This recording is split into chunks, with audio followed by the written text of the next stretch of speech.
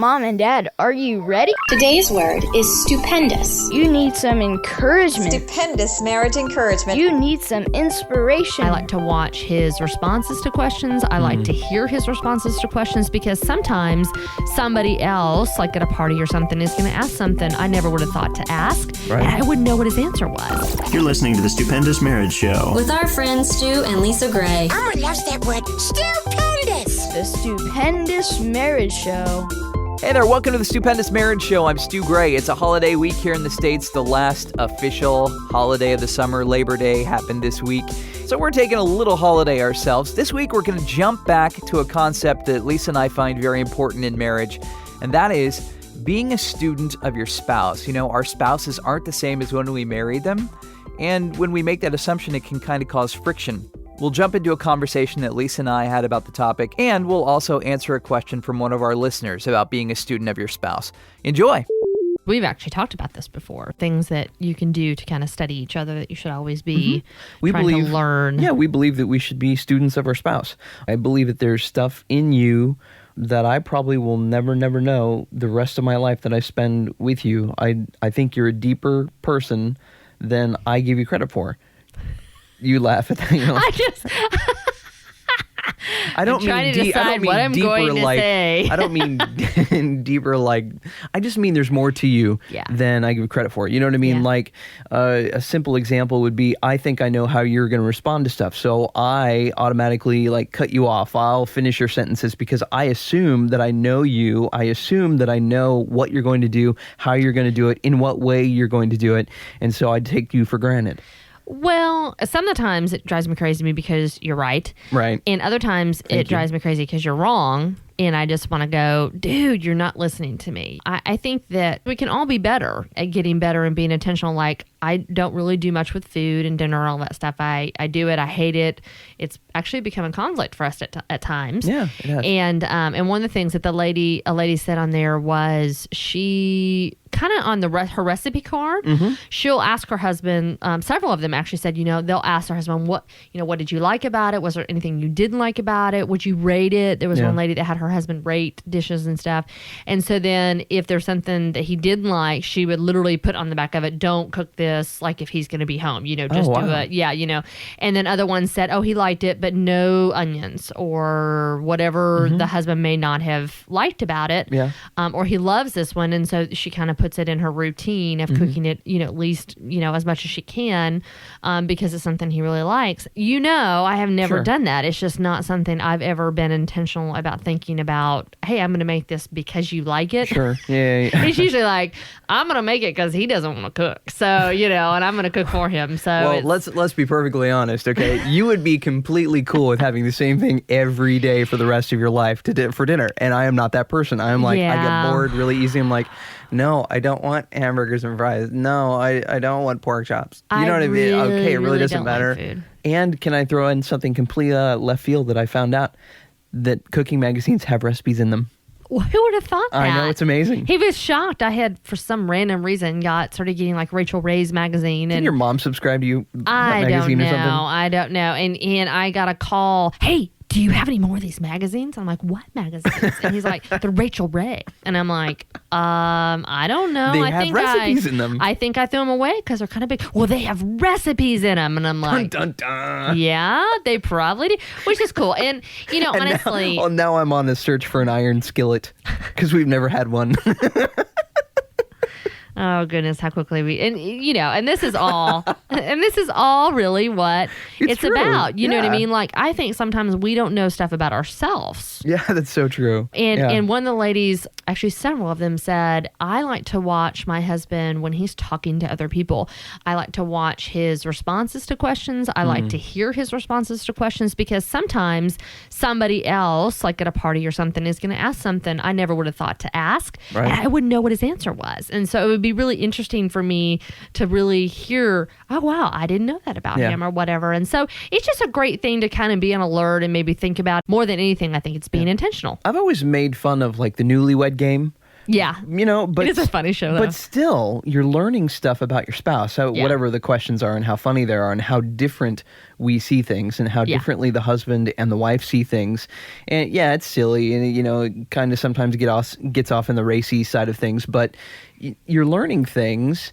And if you take those to heart, then you actually know them about your spouse. But the other thing about that is, as we continue to grow together and the longer we're together, we keep changing. Yeah, exactly. Yeah, something that I liked to do 2 years ago may not want to do it now. I really want to do that anymore. That's, you know what I mean? In that class or whatever. And once again, it gets into that assumption thing. If I'm always assuming that you're going to do the same thing, I'm not taking the time to really know you or ask you if you really still want to do that or not.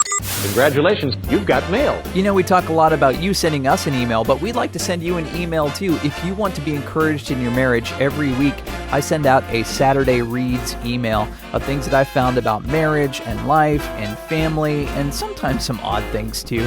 But if you want to subscribe to our email, stupendous.marriage.com/subscribe. Totally free.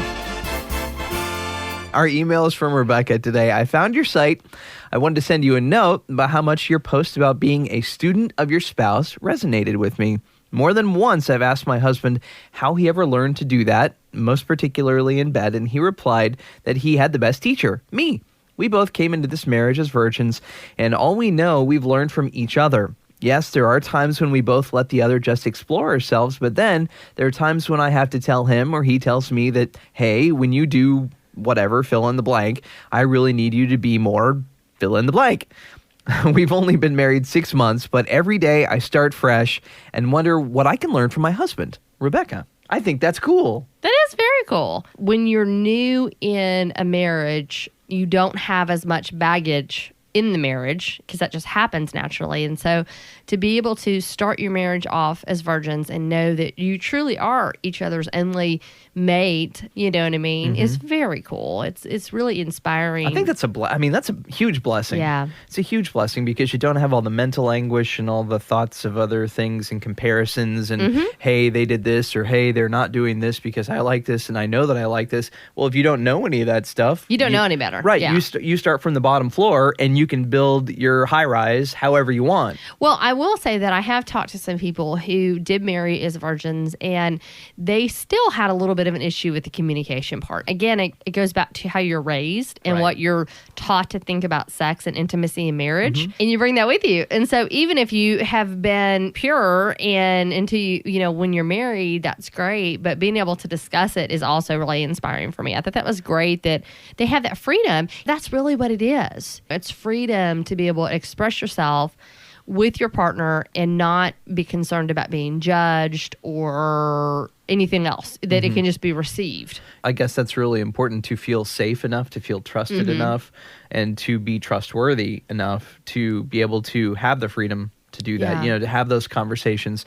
I guess that's a good thing to talk about. How do you get to the freedom part? How do you not come across as I need this and I need that, being able to be free and not worried about what you're thinking? Well, it's funny. We've actually figured out something with our son that really could be applied to marriage in this way. Sometimes our son will come home and he will just be really, really difficult. When he started school, that was the case. He came home and he felt like he had to perform so much at school that he would come home and just really not want to perform, not want to be obedient, not want to listen well. And after a couple of days of it being really difficult, we finally figured out that it's because he felt safe. He felt like he could come home and he could sit there and just completely be just raw with us and didn't have to think about his manners as much or respectfulness or that kind of stuff because he was having to do that so much at school. Well, think about that in your marriage. I mean, if you're in a marriage with somebody where they're feeling safe enough to be raw with you, not that they necessarily should do that all the time. And not that they should be rude and disrespectful either, you know what I mean? But just real. Right. I mean, just saying, this is what I feel, or you did this and it really hurt my feelings. That can be looked at a different way. It can be looked at as, wow, my husband really trusts me and feels safe with me to be able to put it on the line and go, honey, you really hurt my feelings here, instead of just bottling it up and not feeling like he can say anything. I think that's hard to do, you know, to get to that point where I have a performance mentality. I don't want to hurt people's feelings. I like people to like me, you know, and you're included in that. So to say something that could be construed as hurtful or not manipulative, but something that I want that I know that you don't necessarily... I'm in the mood and you're not. And I've had that argument with myself. Well, I know because I've got XYZ and I've seen how she's acted today. And I'm not going to lay it out there because I know what the response is going to be. Assumption. Yeah, I know. And I guess that's also another problem. The assuming part, I should trust you enough to be able to lay it out there and not get up in my head and just see what happens. You know, because I do trust you enough, why am I up in my head so much? And that same thing back, if I do say no, I'm not in the mood, then that means that I feel safe enough to be able to say that back to you and not pressured. For you, the freedom to be able to say no. Yeah. And remember, hey, I'm still going to be married tomorrow. Yeah, I still love you. I still want to be with you. Right. I just may not be able to have that to give today. Right. Probably should stop right there. Thank you so much, Rebecca, for the email. We really appreciate it, and we're excited to hear about you guys and your marriage, and just stay in touch with us. We would love to hear you down the line, and if you have any questions that come up that we can help with, or maybe some of our listeners can, we would love to hear from you again.